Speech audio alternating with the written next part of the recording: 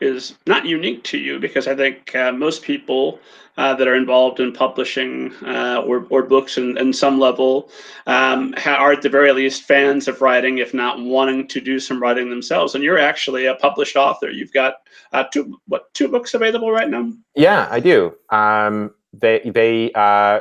published 2 young adult novels with Candlewick Press. The first one was called Girl Parts, and the second one is Cherry Money Baby. I always say that Cherry Money Baby is the better one, despite the fact that there's no robots in it, but that's just my personal opinion. You could feel very differently. Yeah, I always sort of wanted to be a writer from a young age, and I moved to New York looking for a job to sort of support my writing habit. You know, agenting is my main passion. It's what I do. It's what sort of occupies my days and my thoughts. But I love to be a creative person, and I love to write and to think about writing. So that's still part of something that I do. And actually, I can sort of give you a little bit of an exclusive. I can give you a little bit of details that I'm going to get to announce. Another book of mine is going to be coming out pretty soon, and we're going to be able to talk about that on the internet pretty soon. But yeah, I will have something new coming out shortly. Well, congratulations. Big time excitement over that. What can you give us kind of a time frame on when we might be looking forward to seeing it? I think that we'll be able to make an announcement sometime in the next month. So it's one of these things where it's like the deal is done and we negotiate the contract and sort of cross all the T's before we make a big announcement to the world publicly. But my clients know and whatnot, and you know, so it's not a super secret, but it is going to be in the middle grade space. I'm actually writing something younger this time around. And that's really, really fun and something that's really close to my heart. So I'm very excited to be able to talk about it soon. Not quite today, but very soon. So can you give us the title and maybe read the first chapter? No. I would love to come back and do that, but I can't do it today. Absolutely. Send me a copy of the art. Come back and we'll talk about it at length when you can. Absolutely, man.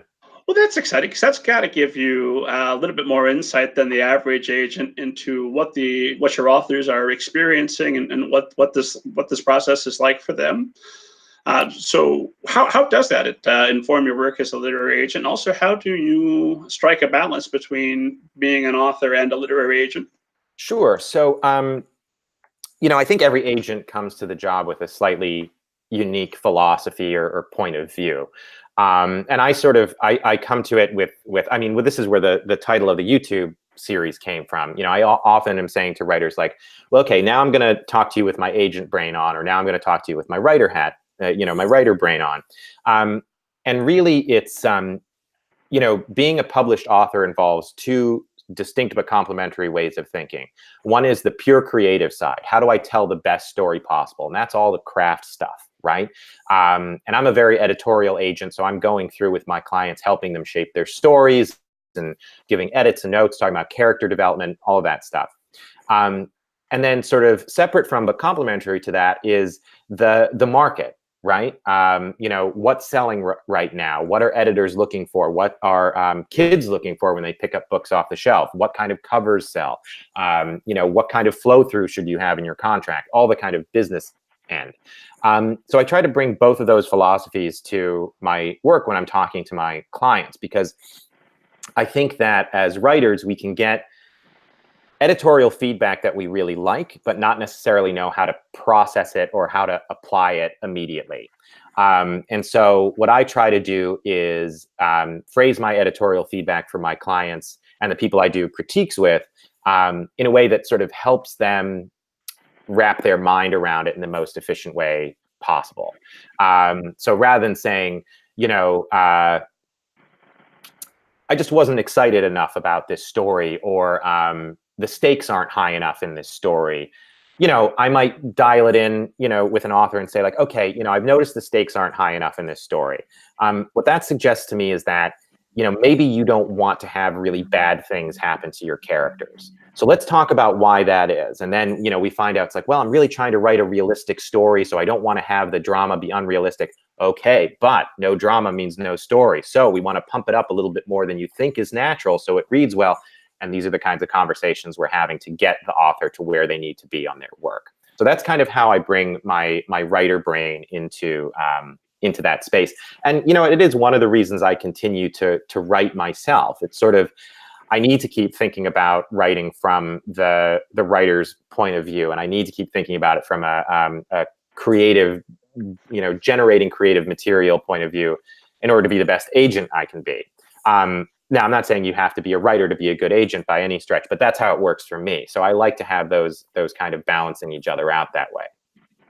Well, I know we talked with Amy Tipton just an episode or so ago, and she's now exclusively offering editorial services because she determined that that was really her favorite part of being a literary agent, was less the business aspect and more focusing on working with authors and doing that. And I would assume, well, let me ask you this. I've been writing reviews at Middle Grade Ninja for years now. And I had to very early on make it my policy that I only discuss the positive aspects of a book.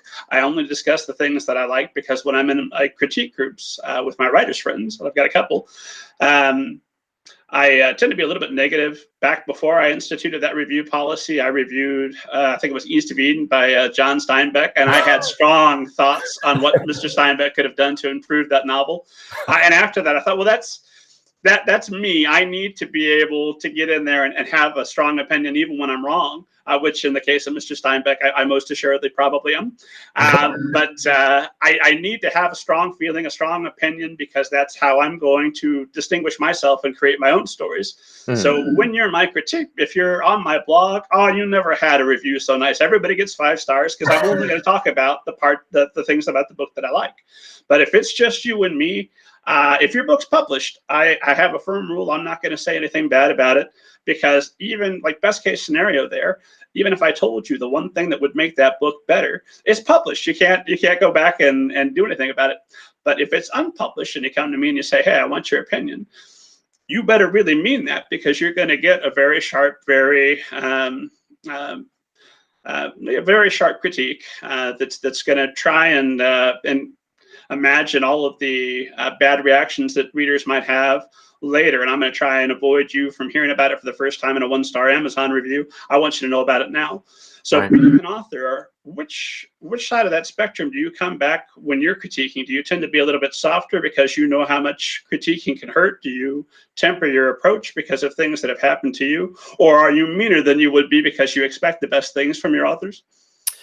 That's a really good question. I think I come at my editorial critiques knowing that even the most innocuous critique can be emotionally painful to a writer, right? I know that we take them really personally, and we could talk for hours about why that is. I have a lot of thoughts. But that it's a very personal thing. So I always try to phrase my critiques in a way that is with a spoonful of sugar. It's not, I'm not trying to put a sunshiny face on it, but I think that you can say, there's a difference between saying, I hate this character, or this plot thread goes nowhere, versus I'm having a hard time connecting with this character, or I'm not sure that this plot is really ending in a satisfying way. So first of all, I think, I try to be conscious of the language that I use, because, those things are, I'm not connecting with this character and this character is annoying might be equally true. But if I say I'm not connecting with this character, I know that is a more constructive way to put it. So that's one part of the philosophy. The other part is I really want to work with the writers who are really committed to being the absolute best they can be. I love those writers who are just so hungry for the feedback and so hungry to jump back in. That doesn't mean that they don't take a minute to be like, okay, wow, I got to process this, or I'm not quite sure, how I'm going to tackle this revision. But like after a moment to sort of internalize, I really want, my authors to be enthusiastic about getting better, and to understand that the only way you get better is by working and rewriting and revising. That's a standard I try to hold myself to, and I think that that's how you become the best writer you can be. So on the one hand, my expectations are sky high in terms of the amount of sort of perfectionism and attention to detail and thoroughness in the work. But at the same time, I want to get there by it feeling and being a back and forth and a convivial and creative collaboration, rather than, you know, sort of me passing down judgments to writers. So I think it's a question of tone and approach, but also, you know, not holding anything back. You know, if there's a problem there, I'm gonna let you know about it, because I want you to trust me as your agent, that I'm not going to send you out into the world with your fly down. You know?